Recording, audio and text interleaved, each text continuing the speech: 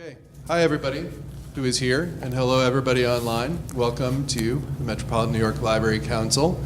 For those of you who don't know us or haven't been here before, we are a consortium of 250 or so libraries, archives, museums, and other related organizations in New York City and Westchester County. In our studio facility here, we like to bring people together around relevant topics, particularly pressing topics like you're going to hear about today. And we also have a pretty interesting facility for digitization and media format migration. So the folks in the room, you should really step over there and check out some of the things that are available. But why yammer on about this place when we have these interesting guys here, Stephen and Gordon, who are going to talk to us about NewsGuard. About a month ago now, we had one of our symposia on the topic of misinformation that we partnered with Data and Society on. And this issue that is, impacting all of us every day in the trustworthiness or the lack of trustworthiness in news and the ability to decipher what's good, what's bad, what's real, what's fake, is a challenge. And it's definitely a challenge that folks in the library profession care deeply about. So it's important to us to bring you thought leaders, to bring you new products, new services about things that are relevant to your daily work. So with no further ado. Great. Well, thank you. Nate, thank you very much. I'm Gordon Krovitz. This is Steve Brill. And here is our agenda for this session. Our goals are to give you the latest in fake news. As Nate said, there was a symposium here about a month ago, and a lot of information was shared. We'd like to joke that the volume of research is impressive, but there's actually so much of it that it's hard even for people who are deep into the fake news topic really to cover all of it. Move this a little bit. Thank you. A little stage production here. Good, thank you. So we'll also talk about the particular NewsGuard answer to the problem, which is one layer of protection among many. And we feel very strongly that journalists and librarians together have a unique role to play in this area of news literacy. And we're especially delighted to have the chance to talk to a group of librarians today. So there is a lot of research on this topic. One phrase that one set of researchers has used is that we are living in an era of truth decay. And I'll talk a little bit more about that, but it is certainly true that it is much harder for people online or patrons of libraries independently to determine the credibility of the sources that they encounter. We live in an era of digital platforms where it's great that anybody can become a publisher. It's not so great because we expect readers to try to figure out which publishers are doing some form of journalism and which ones are doing something else, some version of fake news. As we know, politically motivated disinformation is quite widespread. There are government actors who have specialized in this area. We'll talk about that during this presentation. But I think it's actually less well understood that a lot of the sources of fake news, including some of the most popular, successful ones, are not actually in it for disinformation reasons. They're not propaganda operations from a foreign government, and they're not even ideological. They are doing it for the money. In a world of programmatic advertising, you can monetize pretty much any page view that you can find. We have come across in our research one publishing company that publishes an alt-right and an alt-left website that actually have exactly the same news stories. All that is different is the headline. And that has worked very well for them on social media and to generate programmatic advertising revenues. And that's a very big part of the problem. There is encouraging new research that shows that giving people online more information about the sources that they're encountering leads to more news literacy, to less trust of untrustworthy brands. And so there are reasons for some optimism. But let's talk first about what researchers here at the RAND Corporation meant when they refer to truth decay. So they identified 4 trends.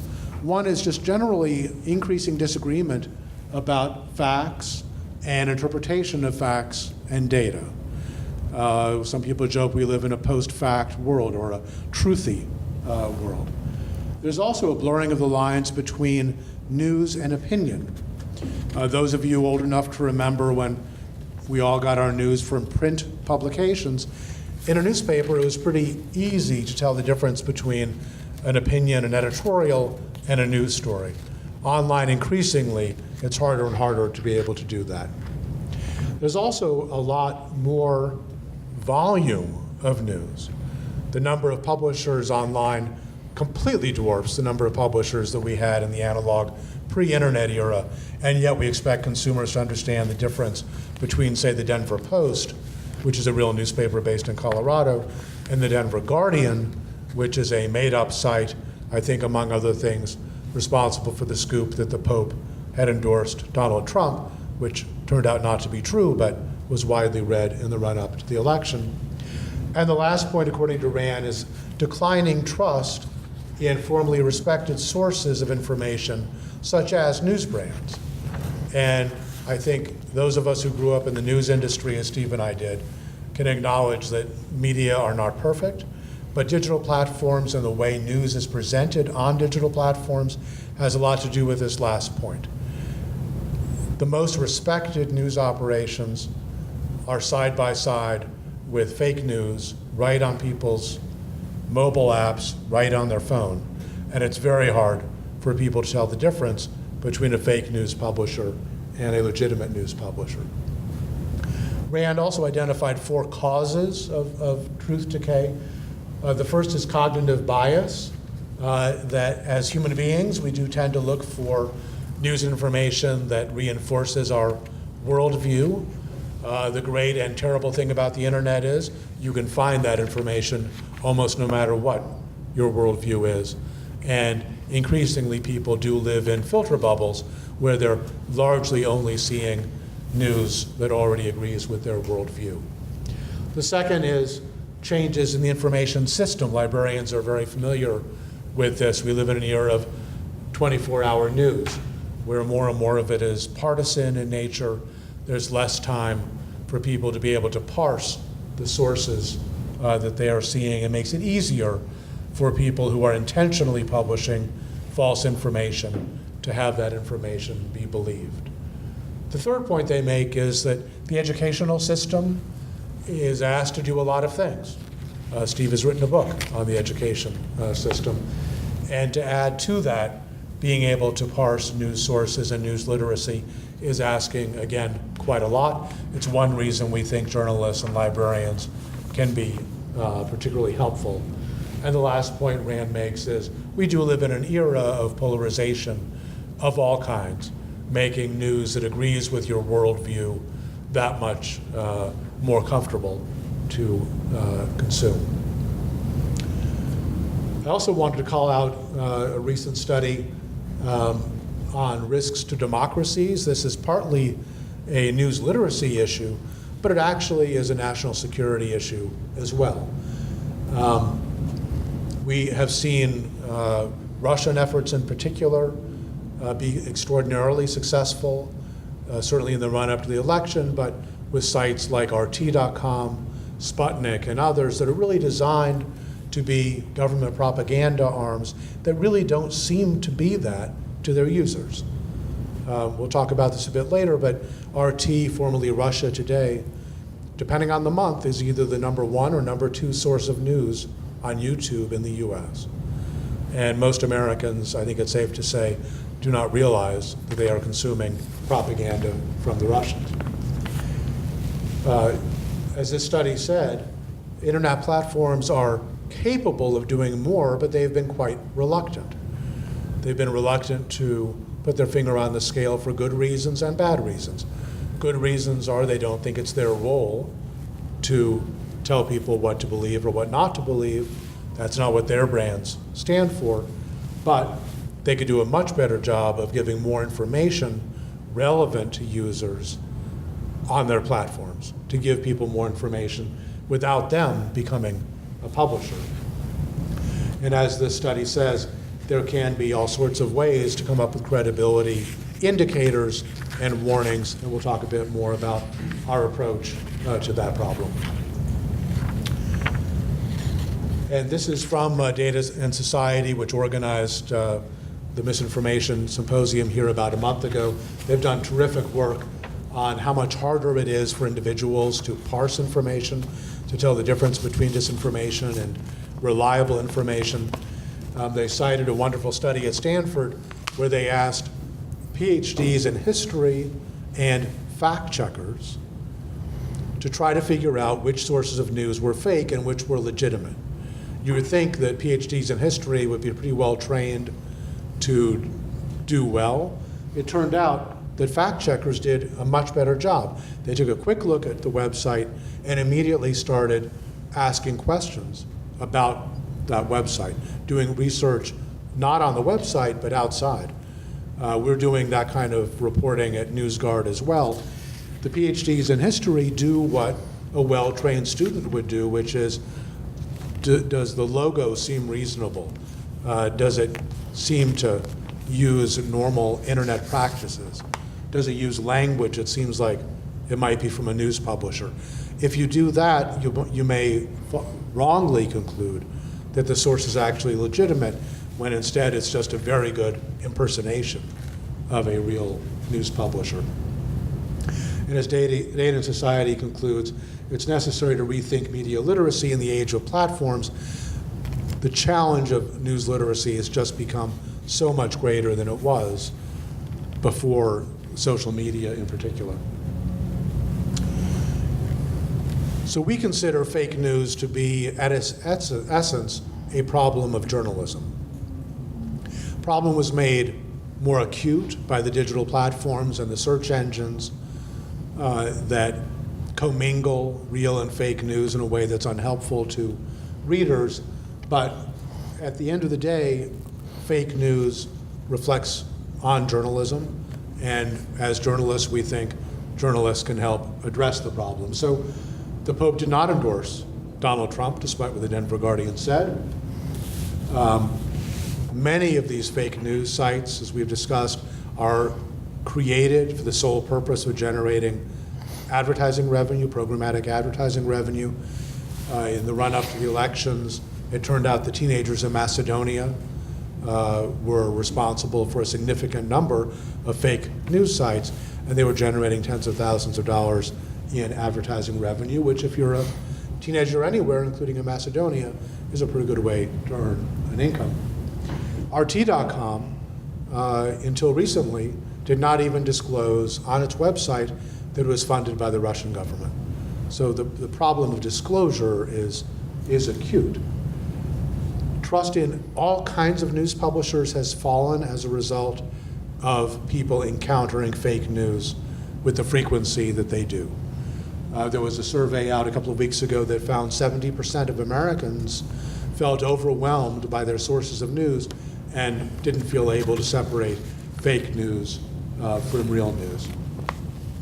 And as we've seen, it's really hard in democracies to have debates about politics if people can't agree on the underlying facts.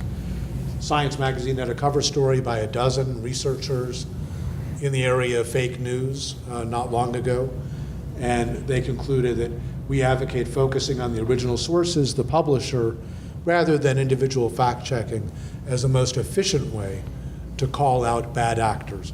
Fact-checking is super important. We rely on it at NewsGuard, but it's really the brands, the Denver Guardian versus the Denver Post, that is the big problem that we think can be addressed in the short term. So this is the mission of NewsGuard. Do you want to take this slide? Sure. Yes, I'm handing it over to you. Thank you. I've got my own mic. what is NewsGuard? Well, as you heard Gordon say, we think, and a lot of the studies have concluded, that the fake news problem is a journalism problem. And we think that journalists can solve the problem. And that's what we're doing. It's basically based on the quaint old idea that sometimes human intelligence is better than artificial intelligence. We think you can't do this through algorithms and artificial intelligence, because the whole idea of fake news is to look and feel and sound like and read like the real thing. The Denver Guardian looked like the Denver Post. So how are we going to do that? We've hired several dozen journalists at different levels who are going to read and review each of the 5,000 websites responsible for 98% of the news and information consumed and shared online in the United States. We're starting in the United States. We will go on from there. We think by doing that, we can provide citizens with an effective defense. In this case, the defense is more information about what they're reading, and that will be a defense against the purveyors of knowingly false information or propaganda. In doing so, we'll be the opposite of an algorithm. We'll be totally transparent about how we make decisions, even about the backgrounds of the analysts behind each website review, and about the 9 specific criteria that we use in our reviews. And we won't report anything negative, even if a site gets a green, and I'll explain the green and red ratings in a minute. Even if a site gets a green, but we say that they don't check the box, for example, related to how good the corrections policy they have is, even then we will call them for comment. We won't say anything negative about anybody without calling them and getting their comment. That is a core standard of journalism, and that's what we will do. So, who are we? That's my bio. I won't recite it for you, except to say that the latest book I've written, I think, is probably housed in all your libraries by now, if it hasn't been taken out. My partner, Gordon Krovitz, was the publisher and editorial board member of the Wall Street Journal, and as you can see, he has lots of other credits to his name. And what is NewsGuard? Well, as I said, we're an independent service aimed at arming everyone from students to sophisticated adults with the basic information they need about their sources of digital news and information. We're run by journalists, and we're producing real journalism. What we attempt to do is not solve all the problems of the world.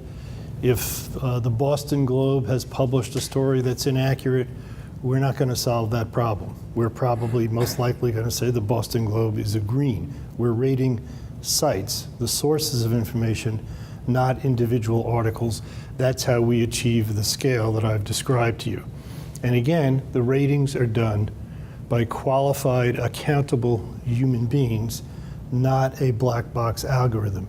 And if we make a mistake, if we get a complaint, we'll publish the complaint online right next to the rating. We'll respond to the complaint.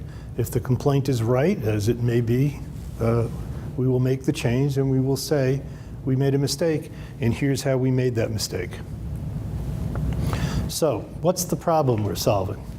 Well, we know that the problem, has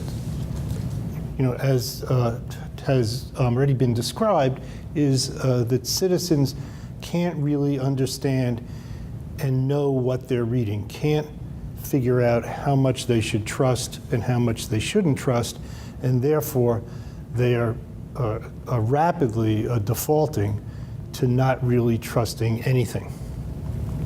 And that's because, as Gordon mentioned, there are countries out there that are deliberately trying to subvert our system, and there are others who just want to publish the fake news in order to make a buck.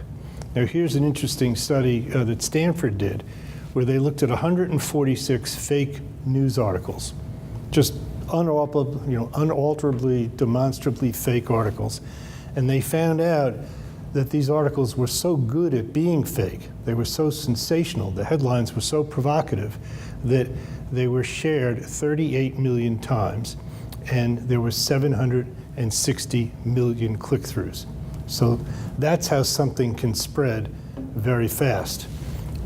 And I should add that in addition to rating the sites right now, which is what our colleagues are doing as we're standing here, that comprise the 98%, we will have a SWAT team that is on alert and gets alerts of anything that is suddenly beginning to trend. And it could be because the site went up from Macedonia an hour ago and has redone the story of the Pope. We will know about that. Our analysts will instantly turn to it and they will wrestle it to the ground within an hour. So the information that we provide is going to be updated in real time all the time. So what's really important about that is that so much of the fake news, as you can see here, is shared online, and therefore it tends to be shared very, very quickly. Now, there's another problem that we're also solving that doesn't directly affect your users, but it actually does in an indirect way.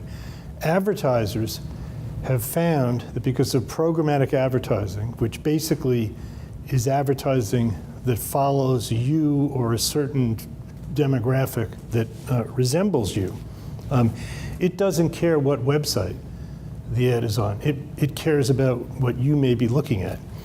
So brand name, highly reputable advertisers have found that in their programmatic advertising, they're ending up on fake news sites, which undermines their credibility and really embarrasses them. So the way we're going to help them solve that is we are going to license, in effect, a whitelist, which are all of our green sites. So if we're rating 5,000 sites, probably 4,500 of them will be green, which means that instead of doing what a lot of advertisers are now doing, which is they're saying, oh, advertising on news sites is so risky, I'm just going to go off all news sites, which undermines the economic model for quality journalism. And a lot of advertisers are doing that. They'd like to reach those readers, but they don't want to end up on bad sites. This gives them the way to do that. So the outcome of that is we basically are able, with our green ratings, to restore the trust and the recognition that brands that are legitimately in the business of journalism deserve to have.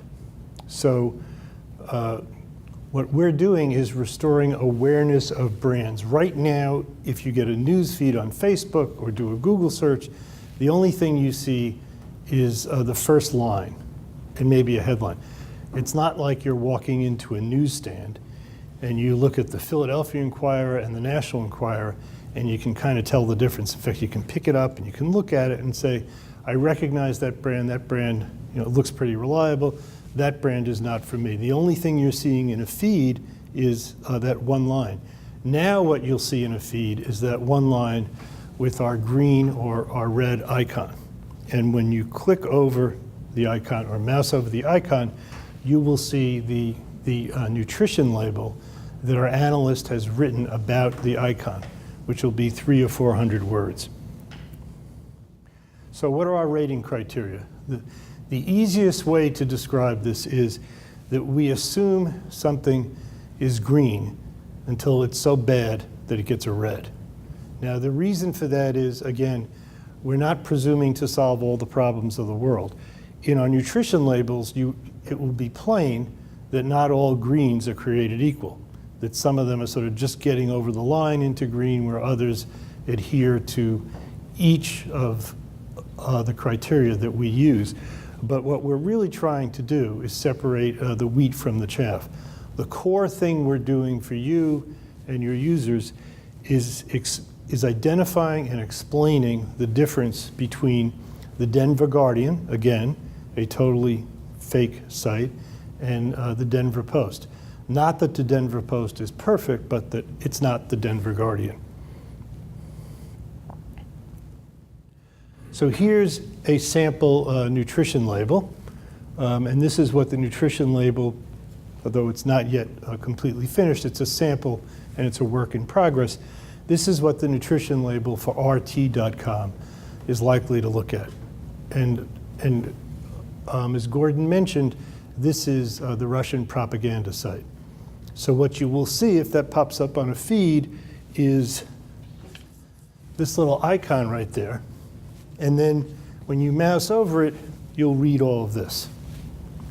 And I think this is a continuation of it. Now, as you can see, this doesn't have a lot of adjectives. It's not hysterical. It's just the facts. And for a site like this, it's actually hard not to have a lot of adjectives. It takes a little bit of a restraint. So before I continue, does anyone have any questions about that? Because that is a key part of what we're doing. That little badge would show up on Google search? Yes. And when you mouse over it, this will come up. To load an app of yours to work with the browser?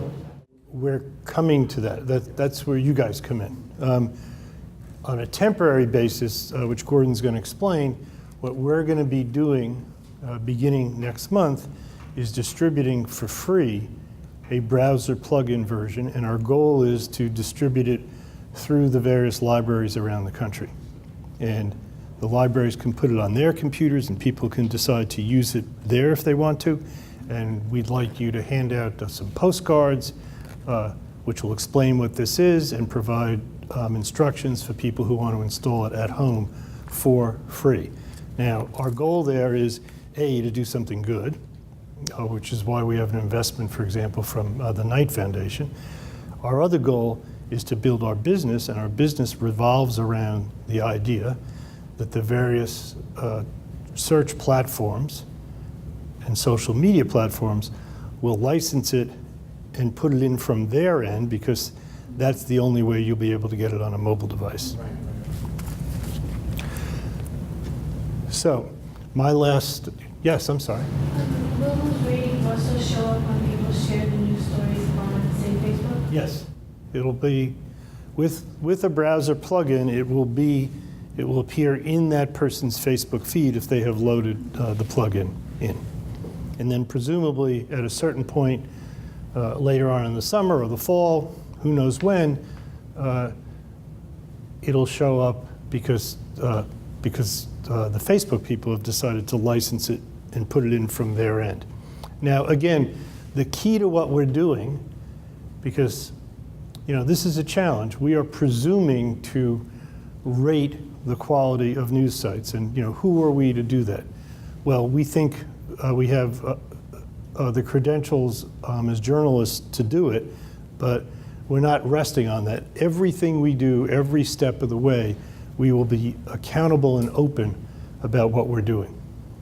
And here are some of the examples of that. Rather than read them to you, you can see them. And we feel this is a strong, strong part of what we're doing. And it's the opposite of having an algorithm and saying, we can't tell you what's in it. We can't tell you who created it. We can't tell you if we've changed our minds and changed it. And in fact, we won't tell you any of that because we're afraid you'll game our system, you'll game our algorithm. We want people to game our system. We want a news site that gets dinged for not having a corrections policy to say, hey, I'm going to game their system. I'm going to put a corrections policy in it, and I'm going to call them and tell them, I've changed, I've got a correction policy. Now give me a check on that box. That's good for the world. We're not trying to catch anybody. We want people to come back to real standards. You had your hand up, Nate. I'm just thinking, what are the legal risks that come along with this? Do you have to worry about being sued for libel and things like that? Well, in a world where, the courts are open to anyone who has a typewriter and can file a document, I guess you were. I mean, I've been through a lot worse risks than that. I started a magazine about lawyers, you forget. So risks of and most of this, falls in the United States under the label of, these are our opinions, even though they're based on objective facts. But we're basically stating something about a public figure. By definition, a website is a public figure. So the bar, even for a plaintiff to get past a motion to dismiss, is pretty high, and I don't think RT is going to sue us. But if they do, I mean, it turns out we also have insurance, but we wouldn't have insurance if the risks weren't, manageable. How many sites do you have so far that you've analyzed? We're at different stages. We have sites in draft, at various stages of draft, of about 1,300 as of today, but we're going at a clip of a couple hundred a day now because we're fully staffed up. News organizations, not like blogs. Well, no, they could be blogs. If they have news and information, they're blogs. They're also, my favorite website as a journalist is GAO.org, because it's got more information about how government works than anything I can think of. That's in there. The Brookings Institute, .org is there. So it's anything that has news and information that is among what turn out to be approximately 4,500 sites that account for 98% of the news and information that is shared online. So it's pretty complete. I mean, Sites that are available in America. this is consumed and shared by U.S. audiences. We'll do a UK version, we'll do a German version, but this is where we're starting. And those will be different sites, obviously, and you'll have someone like me being, but not me being the final editor, because my German ain't that good. This may be getting ahead of myself and yourselves, but given that a bunch of folks also get their news from, say, podcasts, YouTube channels, is there any sense of... They typically have URLs, Right. so they'll be covered. And some of the YouTube channels that exist only as YouTube channels are in that 5,000. Okay. So YouTube will also be covered. Yeah, YouTube's a big deal. I mean, Witness RT being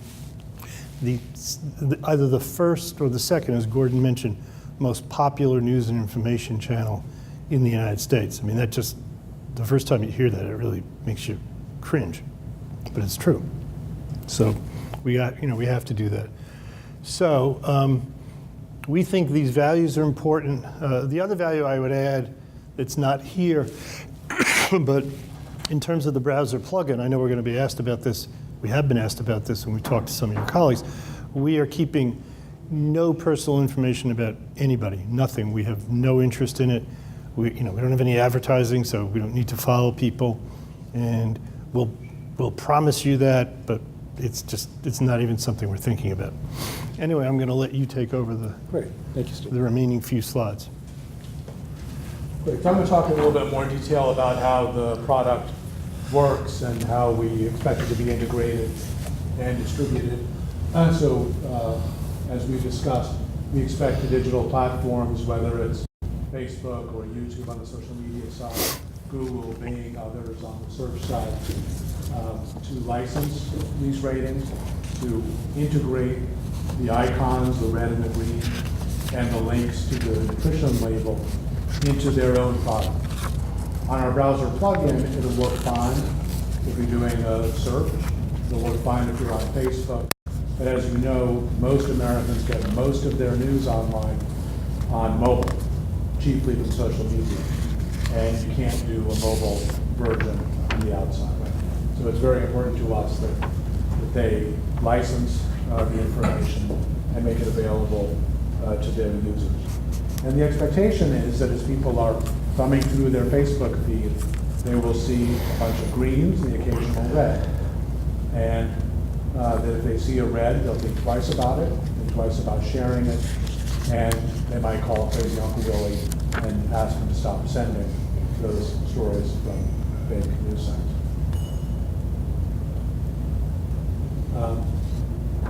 Facebook and YouTube in recent months have acknowledged that their users need more help in understanding the sources of news that they're encountering on their service. What they've done is, in many cases, they link to the Wikipedia entry. You can click for more information, and what pops up is a Wikipedia entry.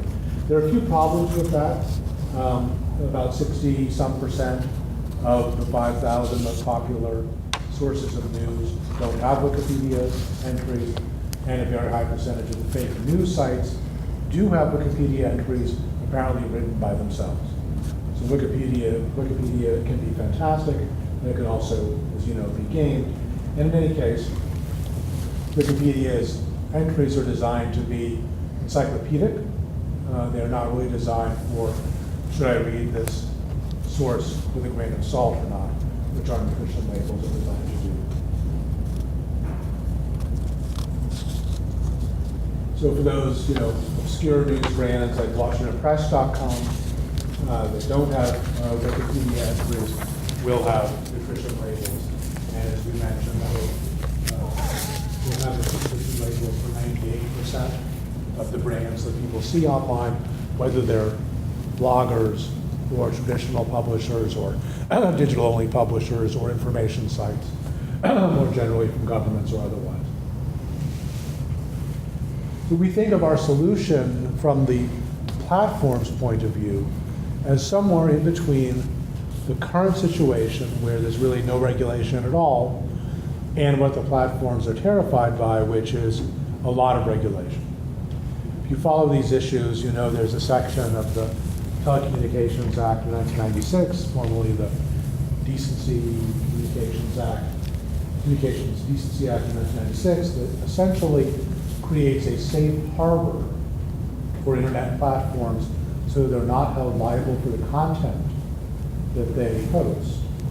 In exchange for that, they were supposed to take efforts to filter, screen, or allow or disallow content in order to create a safe, well-lit environment for their users. So they do include spam protection in their services. They've not yet provided fake news protection. And of course, we hope that they will. And I think in order to avoid the much heavier handed regulation, they are looking for ways to do a better job of alerting their users to fake news. So our launch plans, as we discussed, the first product will be a browser plugin version. The first one will be on the Chrome browser. This will be available for free to libraries across the country, to news literacy groups. We're working with the academics at Stony Brook who are leaders in providing curricula for college kids and high school kids on media literacy. They're also the partner of the ALA's Media Literacy at Your Library program. Before the midterms, we will have finished all 5,000. We'll release the browser plugin version with something less than 5,000, but still probably representing 80%, 85% of the news sources that Americans engage with. We're now busily discussing with the platforms their opportunity to help solve this problem for their users by licensing us. And likewise, we're talking to ad agencies, CMOs, ad tech companies about licensing the whitelist of legitimate news publishers so that advertisers can go back to safely advertising on legitimate news publishers and not advertising on fake news. So our last slide is looking for help from librarians. We've been in discussions with libraries around the country about the opportunity to install our browser plugin on the computers that are made available to library patrons, and we've had an encouraging reception. We'd like to work with every library represented here and those watching the video. We will also be distributing postcards about how patrons of libraries can download the browser extension if they have a computer at home to protect their computer at home as well. We encourage, many libraries across the country have asked if they can, beyond installing our ratings and write-ups and the postcards, beyond that, if they could also have access to the write-ups for their own news literacy programs. And we've said absolutely. So we're making available all the nutrition labels that we have to libraries as they do their own news literacy programming. We'd also welcome libraries being associated with NewsGuard and participating in one way or another with our news literacy efforts. And once we're launched, particularly with the browser plugin, we'd be very grateful to get feedback from librarians about how they find it and feedback from their patrons on whether NewsGuard has helped them feel more literate about the news and help them avoid fake news. So that's our presentation. We already got several terrific questions for which we're grateful. We'd like a lot more. We'd like more. I just have one, and it may be out of scope for what you're trying to do, but how do you distinguish between sort of truthiness and bias, right? I know full well, as I read a lot of the news within my own personal bubble that I like to read, that it's completely biased, right? It's produced for me, but there are perfectly true sort of other approaches to telling the stories, as you're talking about in the headlines. Does that get into? That's where the nutrition labels come in. So in other words, hypothetically, because we really don't want to talk specific ratings because we haven't done them and published them, but hypothetically, let's take the National Review, a highly visible, highly respected conservative magazine, and the Nation magazine, a highly visible, highly respected liberal magazine. They're both likely to get greens, but when you read the nutrition label, what you're going to see with the National Review, because we've drafted already, is it relies heavily on quoting Bill Buckley's mission statement about what the National Review is and what it tries to do.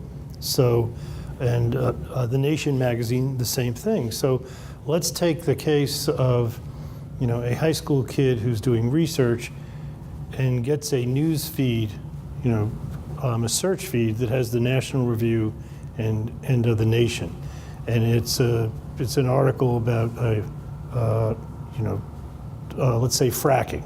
Okay, so the National Review, when you look at the nutrition label, you're going to see they come at this from a conservative point of view. They probably like fracking. The Nation probably thinks that fracking is the worst thing that's ever happened to the Republic. But you'll read that neither one of them is necessarily going to publish non-factual stuff or propaganda, but it's going to be, they probably wouldn't use this term, but it's going to be, it's going to have a bias. But you know what that bias is. Now let's take the third hypothetical.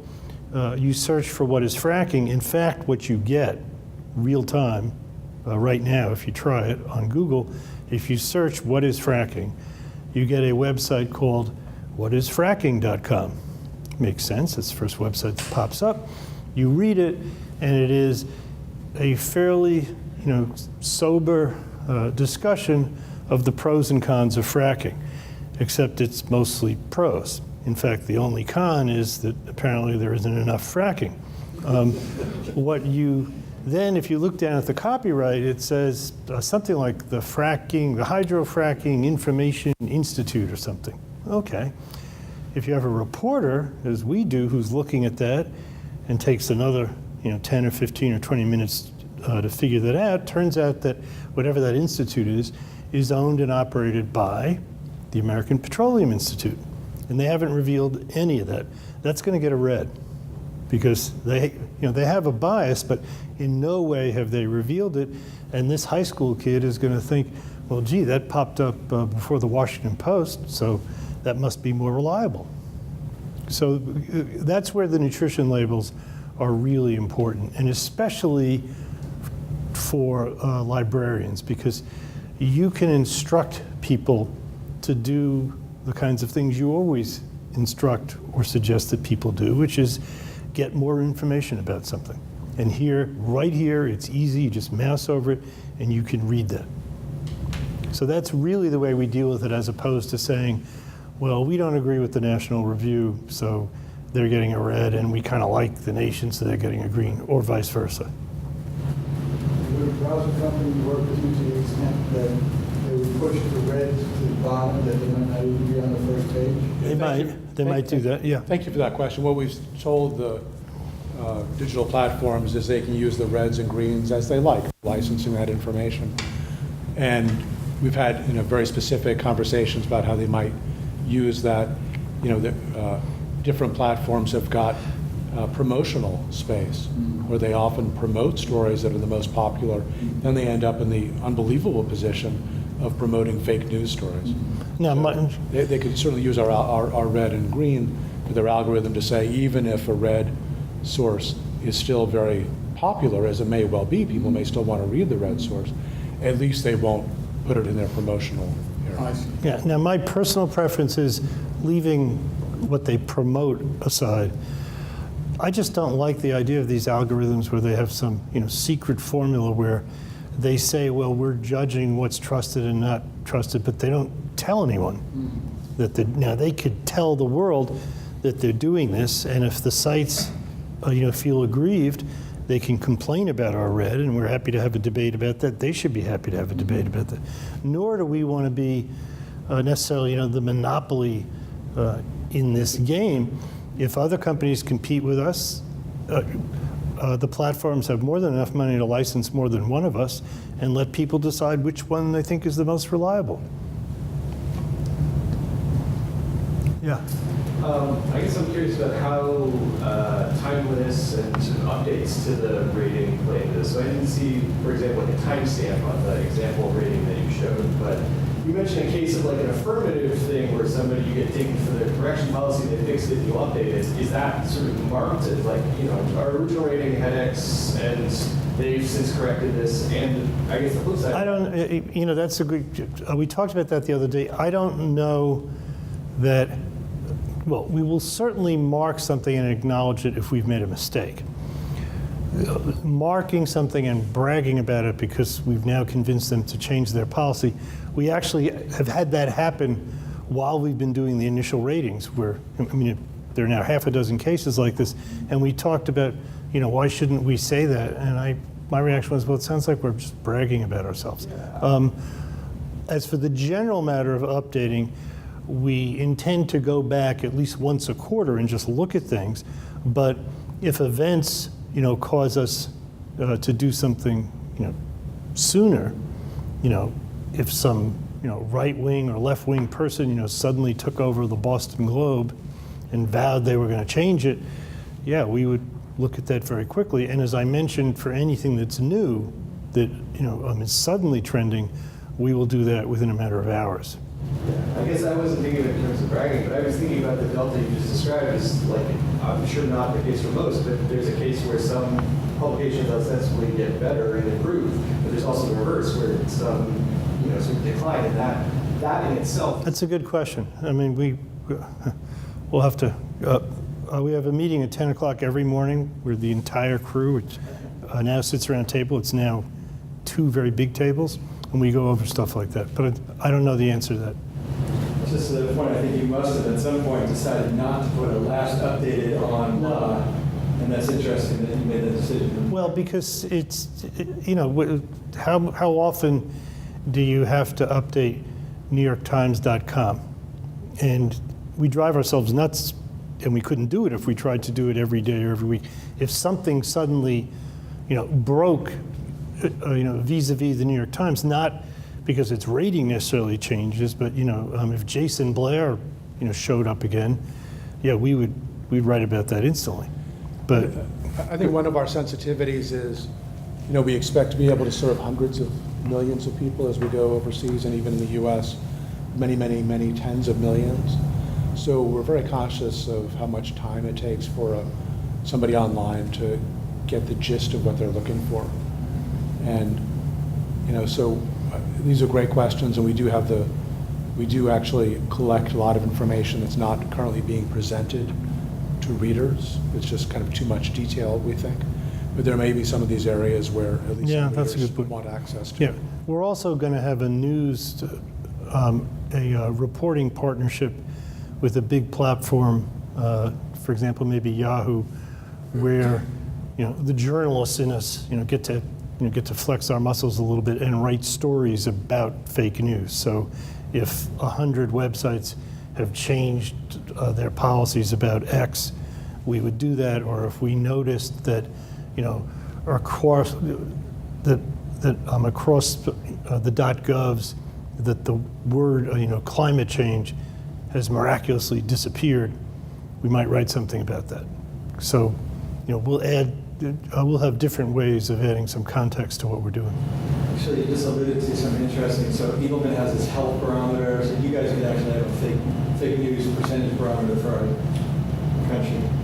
Yes, Based on what's shared, that's correct. Of the 98%, what percent are fake? And we would hope over time to reduce that percentage. So I think it's interesting. No, but that's a really interesting idea. It's a good idea because we'll be able to tell you that of the 4,500 or 5,000, we're not quite sure what gets us to 98% yet, but let's say it's 4,500. We'll be able to say, that 510 of the 4,500 are reds, are fake.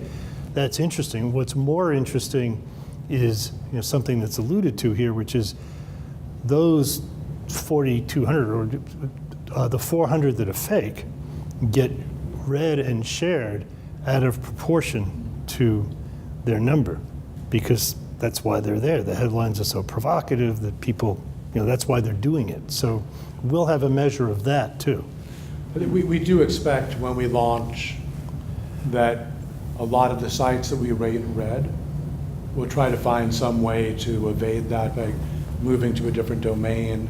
We expect to play some whack-a-mole with those publishers. Mm-hmm. But there will come a time when it kind of settles down and we can do an index of the kind you described, which says over time the percentage of news being consumed by Americans from fake sites has gone from X to Y. There's no way that people can define if it's being shared by a person or by a bot. You think it's shared? That's another great question. One of the data sources that we have to alert us to news stories from a brand we haven't yet rated is able to do that by measuring the velocity of the sharing. And it's usually on social media. And they are highly confident at this stage that they can tell the difference between humans and bots. But of course the bots are programmed by humans. So a large number of the fake news sites are driven by bots retweeting or posting or sharing. And that may be another source of some news that we're able to share based on the data and the percentage of news stories that are primarily made popular by bots, for example. So let me ask a question. I'm just curious, has anything come to mind that would give you pause before deciding to take us up on this?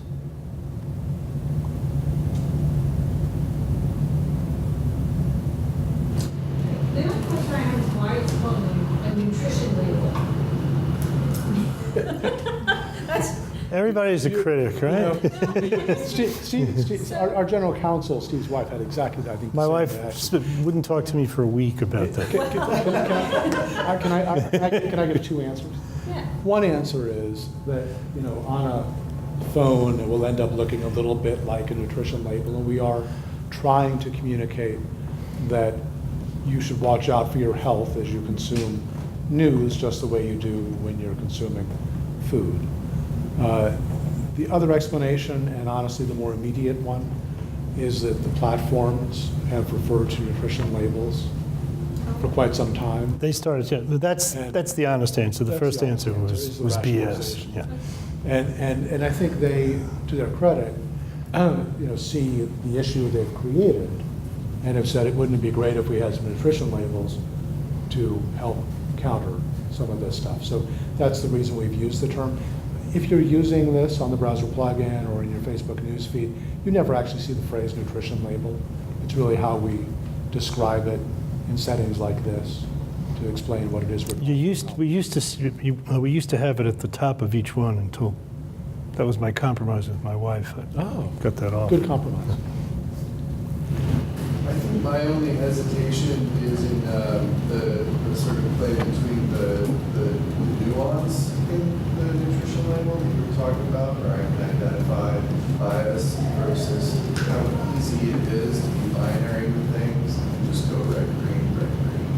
I feel like that's going to be an interesting thing to work out with time, how to get that right experience. Well, ultimately, we could, since we actually, in our heads, weigh the 9 criteria on the label. For example, listing the bios of reporters on a news site is not nearly as important as not having been found consistently to publish, false news stories.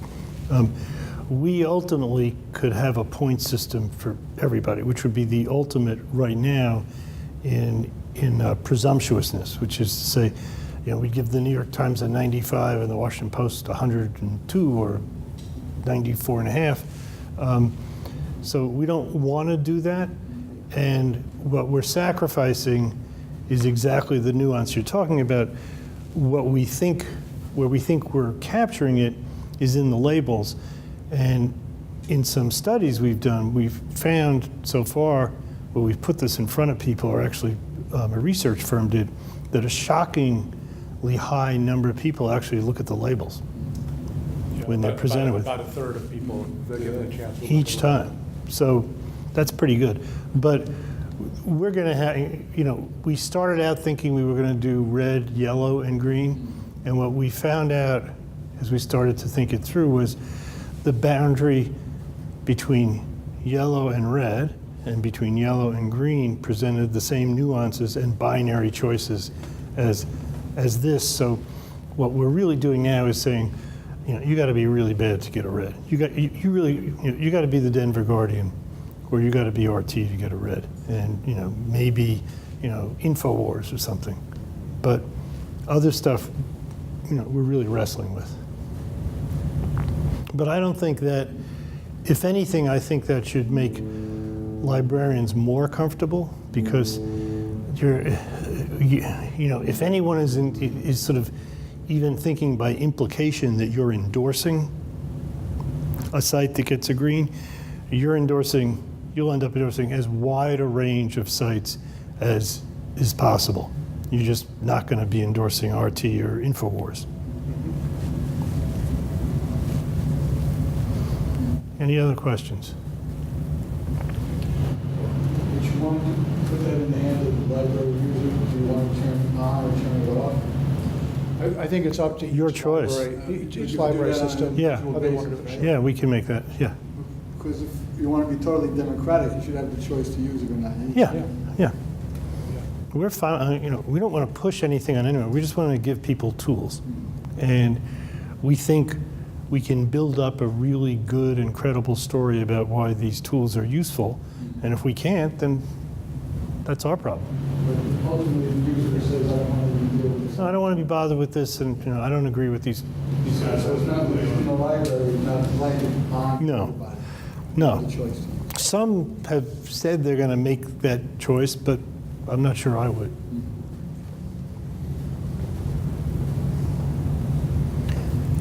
Well, thank you all. Thank you. There's some refreshments still there? Yeah. Good. Thank you all. Thanks again. And I just want to add really quickly how important it is, as new products like this are under development, how important it is for the library world to come together and to help with the guidance and development of these things, so that we end up with the tools that we want. Because if we don't have these conversations, we get a bunch of junk that we don't want. So thank you all for coming and for paying attention. And with that in mind, we'd like to get you the very first versions of the plugin even before it goes, much further out there. So if you have cards, or if you want to send us an email, we'll give you our cards. Thank you. Thanks.